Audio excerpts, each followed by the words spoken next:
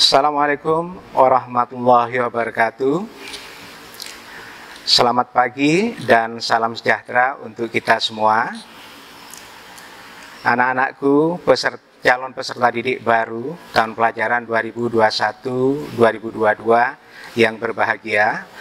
Pada kesempatan pagi hari ini saya ingin menyampaikan kepada kalian kaitannya dengan materi MPLS, yaitu tentang Sekolah Ramah Anak dan Penguatan Pendidikan Karakter bagi calon peserta didik baru SMP Negeri 1 Pasuruan tahun pelajaran 2021-2022. Saya Herman selaku Kepala Sekolah SMP Negeri 1 Pasuruan. Pada kesempatan pagi hari ini saya diberi kesempatan oleh panitia untuk menyajikan materi ini. Untuk itu kepada anak-anak bisa melihat slide materi yang berapa nanti saya sampaikan. Mungkin sebagian, tidak semuanya, ya, karena begitu banyak slide yang saya buat, ya, ada sekitar 32 slide. Jadi kita mulai, anak-anakku, bagaimana tujuan MPLS secara daring buat anak-anak calon peserta didik baru. Saya katakan calon karena kalian belum lulus. Yang pertama, mengenal potensi diri peserta didik. Kemudian yang kedua, membantu peserta didik baru untuk beradaptasi dengan lingkungan sekolah, ya, antara lain mengenal kepala sekolah, mengenal guru, mengenal tenaga administrasi sekolah, mengenal pelaksana layanan khusus, ya, termasuk seperti bagian keamanan yang selalu ada di depan sekolah, ya, termasuk juga mengenal fasilitas umum seperti sarana, prasarana, dan aspek keamanan sekolah. Yang ketiga, menumbuhkan motivasi, semangat, dan cara belajar efektif sebagai peserta didik baru dan mengembangkan interaksi positif antara warga sekolah. Nah, saya masuk di materi SRA. Jadi bagaimana kita memetakan bentuk kekerasan di sekolah yang biasa terjadi. Jadi kamu sudah masuk sekarang di SMP, yang sebelumnya di SD saya yakin kekerasan-kekerasan itu pun juga terjadi. Untuk itu dalam kesempatan yang berbahagia ini saya mencoba melakukan pemetaan dalam rangka pengembangan sekolah ramah anak khusus untuk SMP Negeri 1 Pasuruan. Nah, sebagai gagasan anak-anakku, curah gagasan dengan pertanyaan pengantar. Jadi, apa yang membuat anak ingin selalu datang ke sekolah? Jadi, saya kira kamu sudah merasakan pada saat kamu di SD. Apa yang paling membuat anak itu nyaman di sekolah? Ya, jadi SMP Negeri 1 sebagai sekolah rujukan berupaya bagaimana dua pertanyaan ini bisa terjawab dengan baik. Jadi dari berbagai studi dan survei itu ditemukan bahwa anak ingin selalu datang dan nyaman di sekolah. Yang pertama, guru tersenyum ketika anak masuk kelas. Jadi kalau ini masih kita nerapkan untuk pembelajaran jarak jauh dengan daring, maka hal seperti ini mungkin keramahan itu ditunjukkan pada saat kamu melakukan pembelajaran secara daring. Banyak anak-anak merasa berteman dengan gurunya. Jadi anak merasa bahagia jika guru ramah dan mau mendengarkan apa yang dikatakan oleh muridnya. Kemudian murid merasa dilindungi oleh guru. Murid merasa guru sebagai idola dan panutan. Murid yakin bahwa gurunya dapat memperhatikannya, mendengarkannya, menerima, melayani dengan penuh kasih sayang.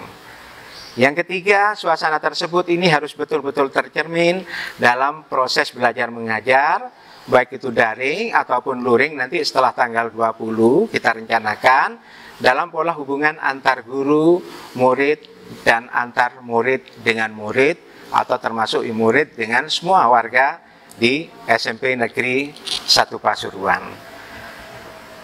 Tentang kekerasan anak-anakku, di sini ada pengertian. Jadi bahwa kekerasan itu adalah penggunaan kekuatan fisik dan kekuasaan, ancaman atau tindakan terhadap perorangan atau sekelompok orang atau masyarakat yang mengakibatkan atau kemungkinan besar mengakibatkan, ya, seperti trauma atau kematian, kerugian atau psikologis, kelainan, perkembangan atau perampasan hak.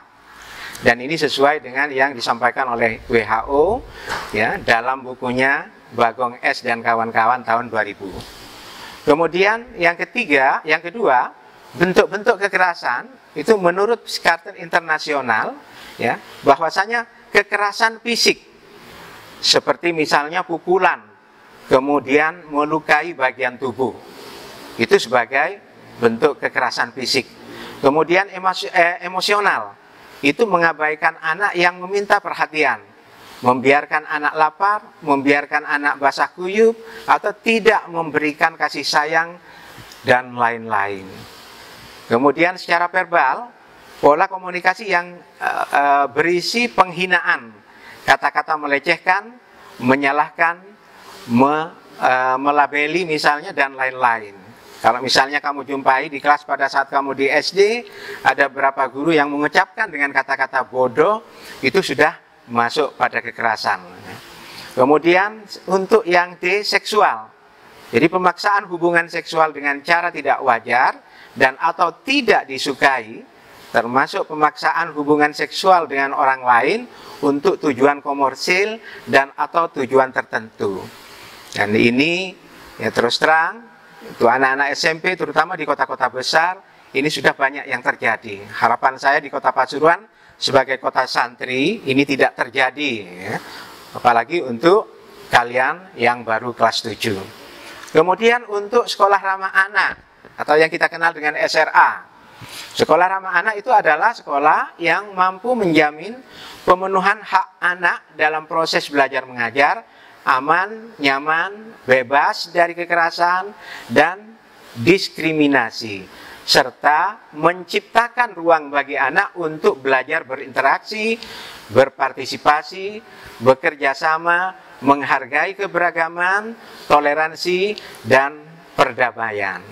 Jadi ini sesuai dengan Permin atau peraturan pemerintah, peraturan untuk perlindungan anak nomor 12 tahun 2011. Yang kelima anakku, persyaratan minimal untuk sekolah ramah anak, ini ada syaratnya. Kalau SMP Negeri 1 ini sudah mendapatkan SK sebagai sekolah ramah anak.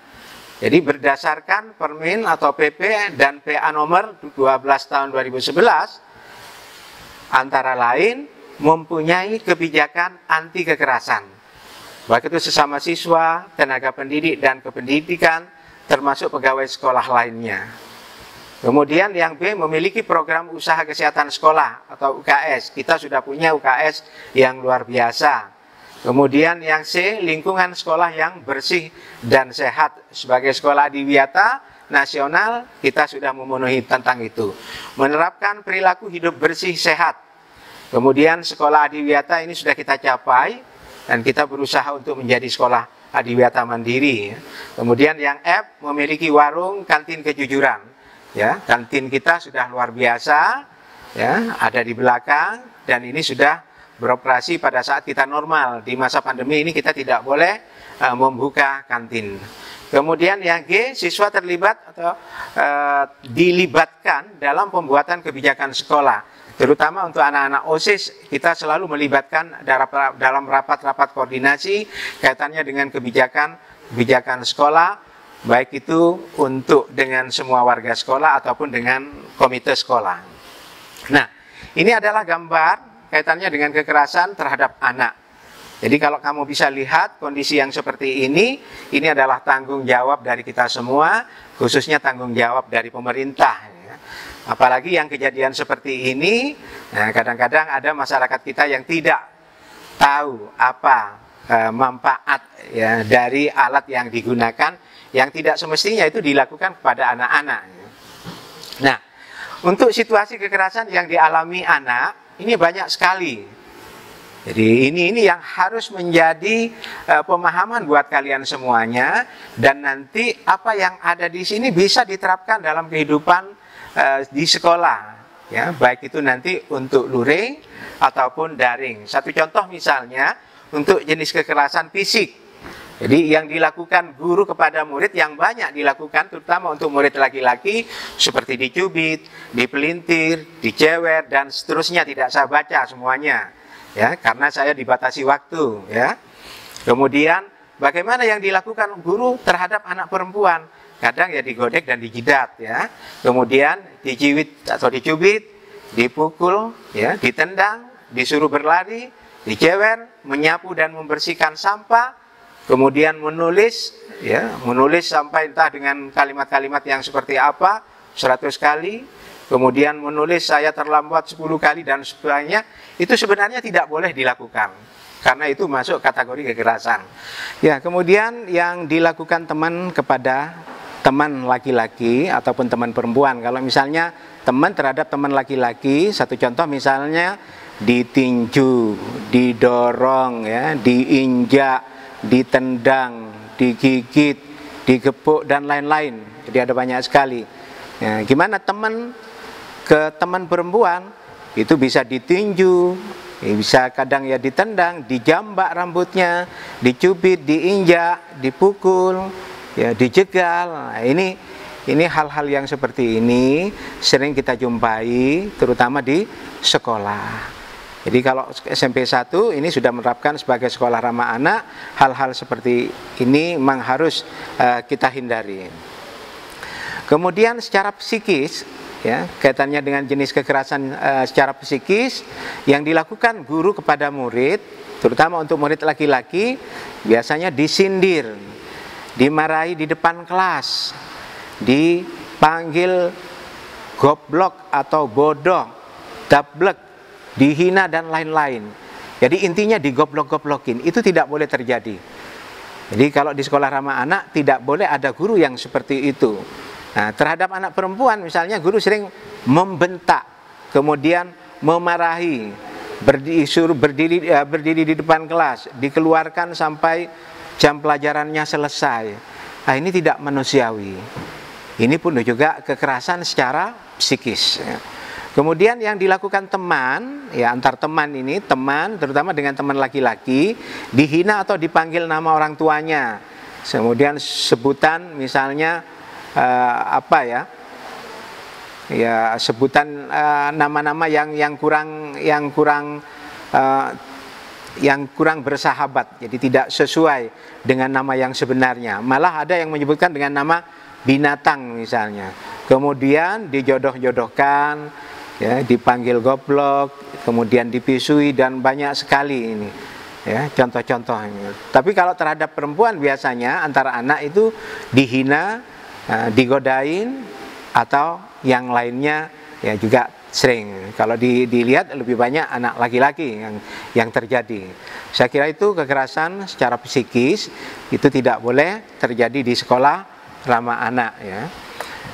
Jenis kegiatan, kekerasan seksual, ya, untuk jenis kekerasan seksual. Satu contoh misalnya yang dilakukan oleh guru kepada murid. Misalnya untuk anak laki-laki, terhadap anak laki-laki dicubit di dadanya. Ya, kalau laki-laki mungkin tidak masalah, tapi mencubitnya di daerah dada itu sudah tidak boleh. Itu sudah, ya, masuk kategori kekerasan seksual.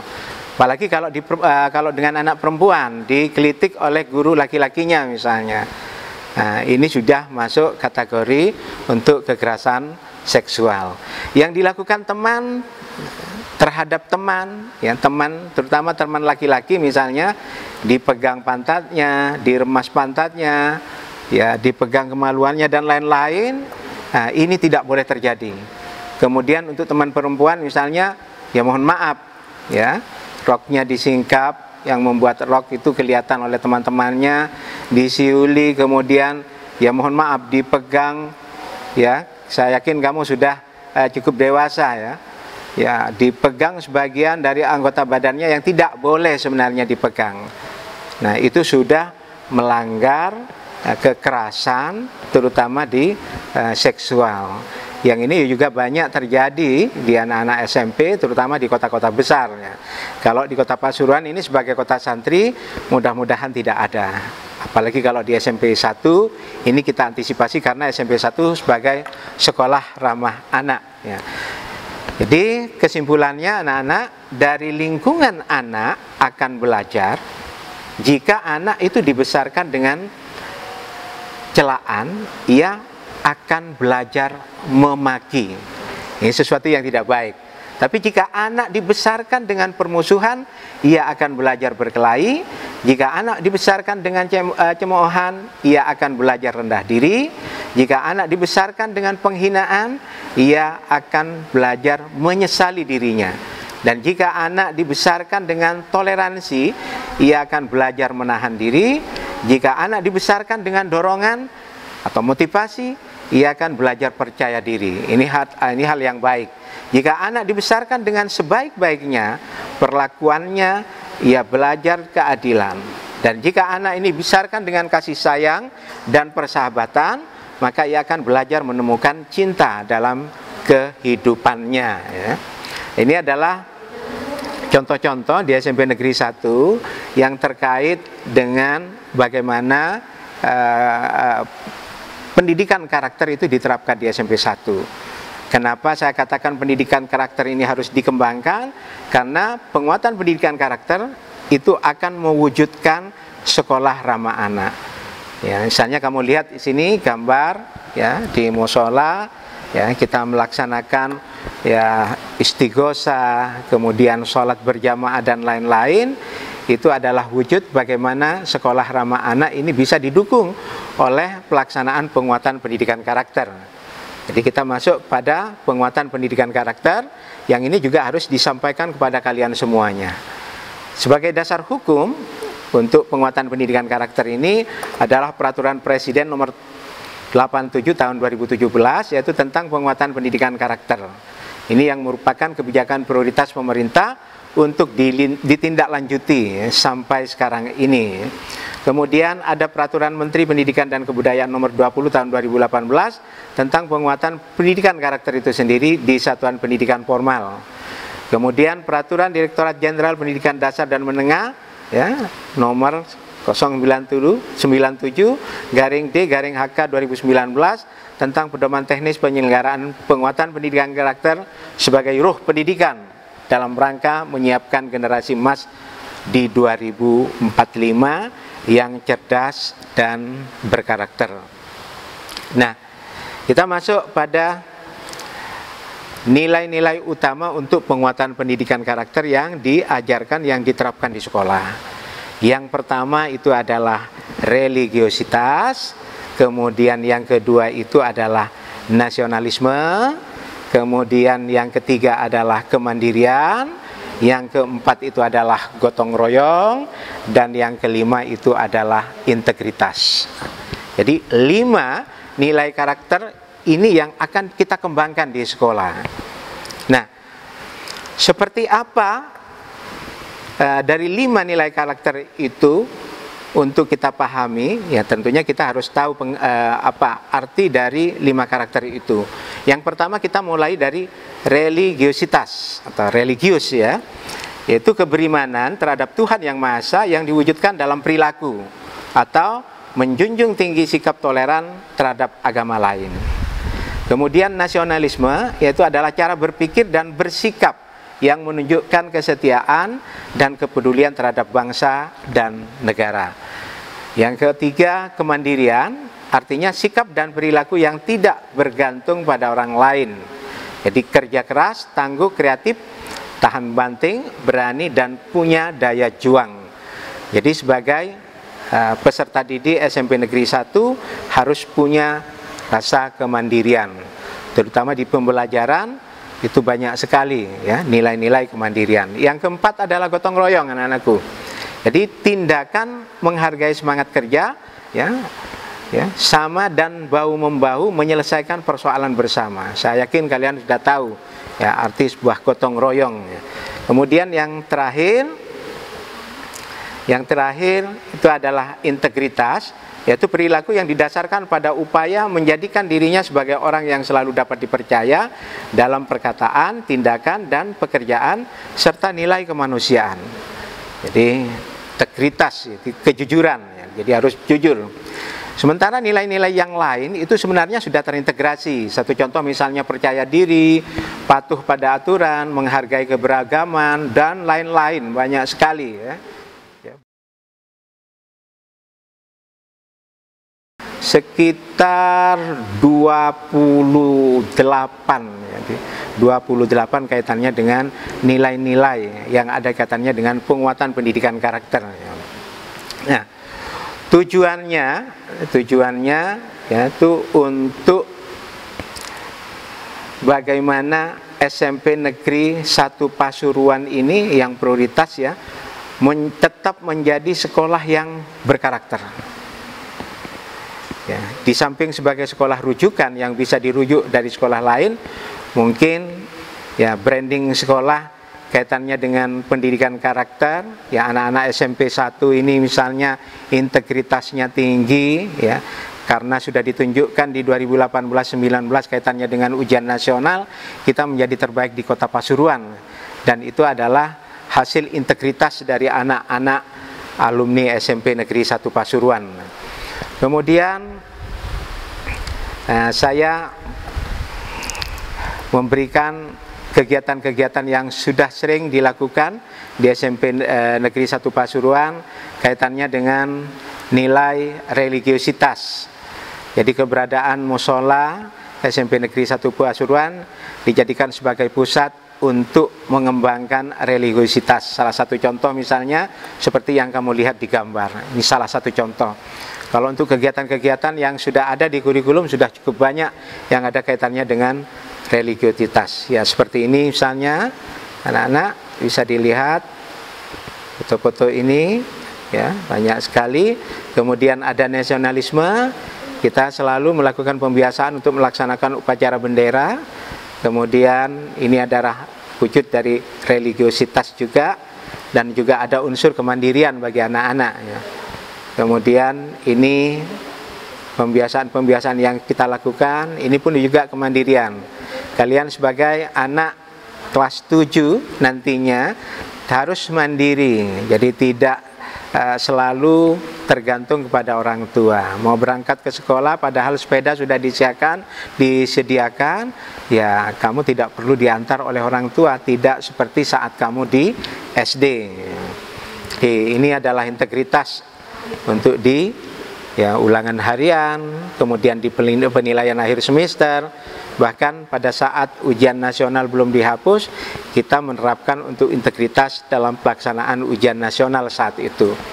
Nah, sekarang mungkin integritas ke depan yang akan kita terapkan kaitannya dengan AKM ya, atau asesmen nasional. Sebagai evaluasi atau tugas kalian ya, dalam memahami dari materi yang sudah saya berikan dari awal sampai akhir, mungkin kalian juga harus bisa memberikan hasil bagaimana daya serap yang sudah kalian lakukan, apakah bisa memahami semuanya atau masih ada yang tidak begitu memperhatikan. Untuk itu saya berikan evaluasi atau tugas. Yang pertama, buatlah 10 contoh untuk penguatan pendidikan karakter di sekolah. Ya, kamu bayangkan di SD tidak apa-apa. Jadi selama ini yang sudah kamu lakukan di sekolah, yang nantinya pun juga akan kamu terapkan di SMP Negeri 1. Yang kedua, buatlah 10 contoh untuk sekolah ramah anak di sekolah. Ya, yang kamu alami di SD juga nggak apa-apa sebagai jawaban. Kemudian jawaban itu ditulis dan difoto, kemudian dikirim lewat WA panitia atau nanti panitia yang mengatur, ya, yang mengatur apakah lewat WA atau menggunakan Google Form ya.